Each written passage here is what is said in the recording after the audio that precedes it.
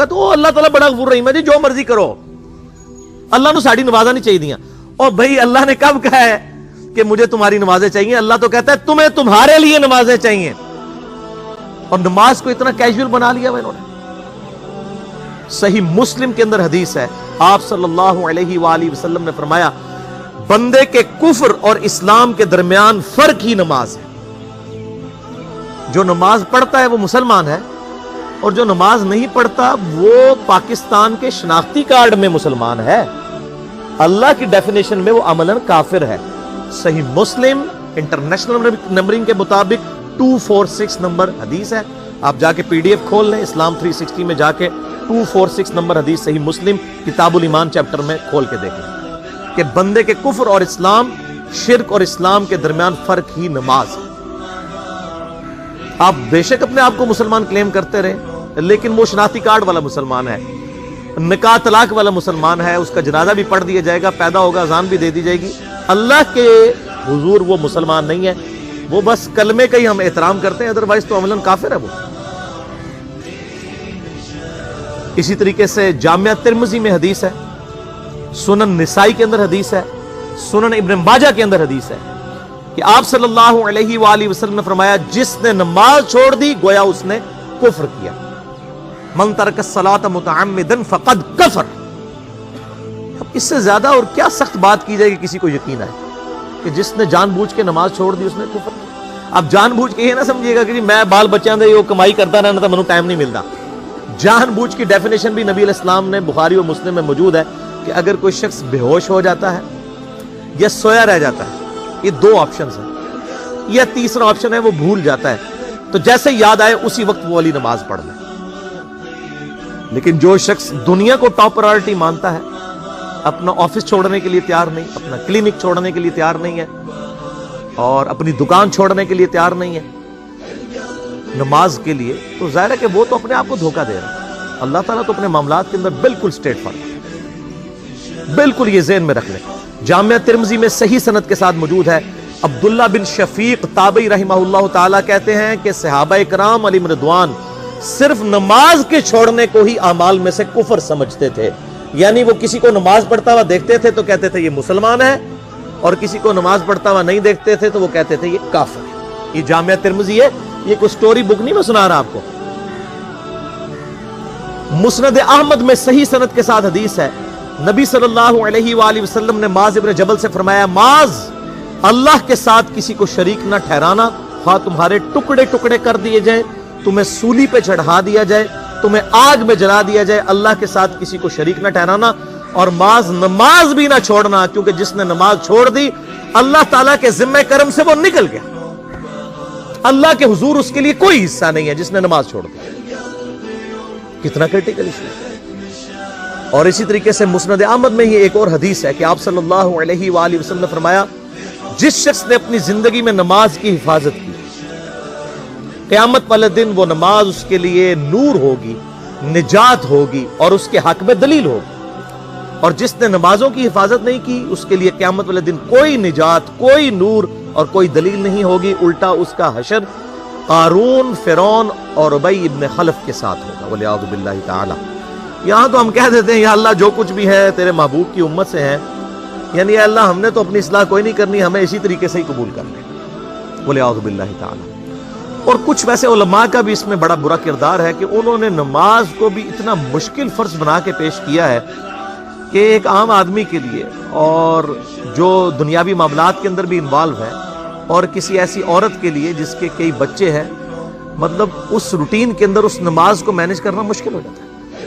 हमें तो इशा की सिर्फ 17 रकतें बता दी गई हैं, हालांकि 24 घंटे के अंदर टोटल नमाज की रकतें 17 हैं जिनकी अकाउंटेबिलिटी है।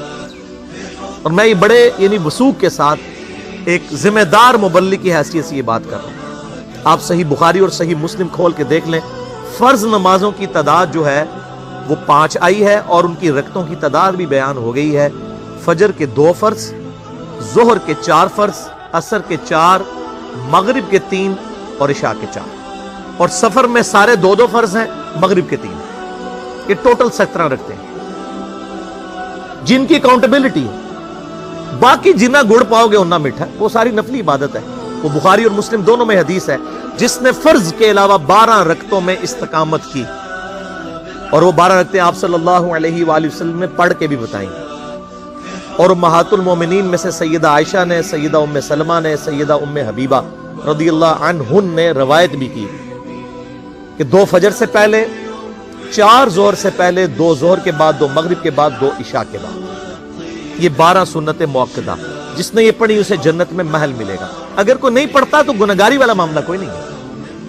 اسی طریقے سے اس کے علاوہ ایک اور وطر کی نماز ہے جو سنت موقدہ ہے، وہ سیدنا مولا علی رضی اللہ تعالیٰ عنہ علیہ السلام کا قول ہے کہ وطر سنت ہے، سنت ہے، سنت ہے، مگر اسے مت چھوڑو۔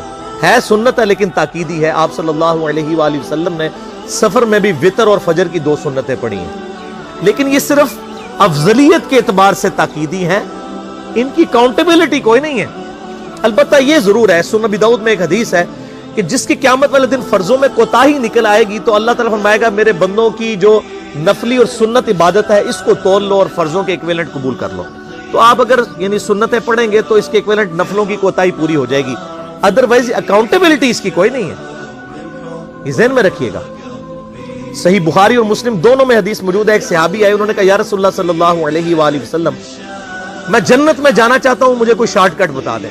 آپ صلی اللہ علیہ وآلہ وسلم نے فرمایا اسلام لانے کے بعد نماز، فرض نماز کو قائم رکھ، پھر فرمایا فرض زکوٰۃ ادا کر، فرض روزے دے، روزے جو ہیں وہ ان کو ادا کر اور روزے رکھ۔ حج اس وقت فرض نہیں ہوا تھا، وہ زندگی میں ایک بار۔ تو اس نے کہا یا رسول اللہ صلی اللہ علیہ وآلہ وسلم جتنا آپ نے مجھے بتایا نہ میں اس میں ایڈ کروں گا نہ اس میں سے کوئی چیز مائنس کروں گا، اور یہ کہہ کے وہ چلا گیا۔ آپ صلی اللہ علیہ وآلہ وسلم نے فرمایا اگر کسی نے کسی جنتی شخص کو دیکھنا ہے تو اس کو دیکھ لو، جو یہ کہہ کے گیا کہ میں فرض نماز سے زیادہ کوئی نماز نہیں پڑھوں گا، صرف فرض روزہ ہی رکھوں گا، فرض زکوٰۃ ہی دوں گا۔ اب روزہ اور زکوٰۃ میں تو ہمارے علماء کو اور عام پبلک کو بھی جو دیندار لوگ ہیں ان کو ہضم ہوتی ہے کہ کوئی شخص یہ نہیں کہتا کہ بھئی پیر اور جمعرات کا روزہ، صحیح مسلم میں حدیث ہے کہ آپ صلی اللہ علیہ وآلہ وسلم کے نفلی روزوں کی یہ روٹین تھی۔ کوئی آپ کو یہ نہیں کہے گا کہ جس نے جمعرات اور پیر کا روزہ نہ رکھا اس کے رمضان کے روزے ہی قبول نہیں ہوں گے، کوئی کہتا ہے؟ کیونکہ ان کو پتہ وہ نفلی ہے۔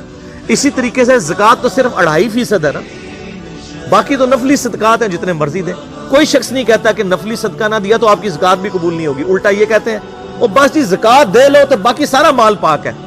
لیکن جب فرض نماز کی باری آتی ہے تو اس وقت وہ 12 رکھتے ہیں بھی سنت موقدہ بیچ میں گھسیٹ دیتے ہیں، وہ بھی صرف فضیلت ہے۔ ٹوٹل 17 رکھتے ہیں، 2 فجر کی، 4 ظہر، 4 عصر، 3 مغرب، 4 عشاء۔ یہ میں کو اپنے لیے گراؤنڈ نہیں بنا رہا، میں تو الحمدللہ اس کے علاوہ بھی نفلی عبادت کرتا ہوں، لیکن میں بتا رہا ہوں خدا کے لیے لوگوں کو دین ایسا مشکل نہ پیش کریں کہ جو نبی علیہ السلام نے امت کو وہ دین نہیں دیا ہوا، اپنی مرضی سے انجیکٹ نہ کریں دین، لوگوں کے لیے مشکلات نہ کھڑی کریں، ان کو فرض نماز تک رکھیں۔ پھر انشاءاللہ کئی لوگوں کو میں نے اس نے نماز شروع کروائی، انہوں نے سنت نماز بھی، نوافل بھی شروع کر دی ہیں، لیکن آپ کم از کم وہ ڈیٹم لیول تو اچیو کروائیں لوگوں کا۔ لیکن فرض نماز کی باری آتی ہے کہتے ہیں جی سنتے بھی حصہ ہیں، کہاں سے میرے بھائیوں حصہ ہے؟ وہ 17 رکھتے ہیں، سنتیں پڑھیں گے ثواب ہے، نہیں پڑھتے گناہ کوئی نہیں، تو کم از کم فرض تو ادا کریں۔ اس کے لیے آپ کو ٹوٹل 24 گھنٹے میں میرا خیال ہے 40 منٹ بھی نہیں چاہیے فرض پڑھنے کے، تو اس کے اوپر تو استقامت کم از کم ہم اختیار کریں۔ اور چھوٹی چھوٹی جو نٹی گٹیز ہیں ان کو تو ہم نے اتنا فالو کیا ہوا ہے، اور فرض نماز کے بارے میں ہم اتنے کیجول ہو جاتے ہیں۔ تو یہ فرض نماز کی امپورٹنس اس حوالے سے ضروری تھی، اس لیے میں نے ساتھ ہی بیان کر دی۔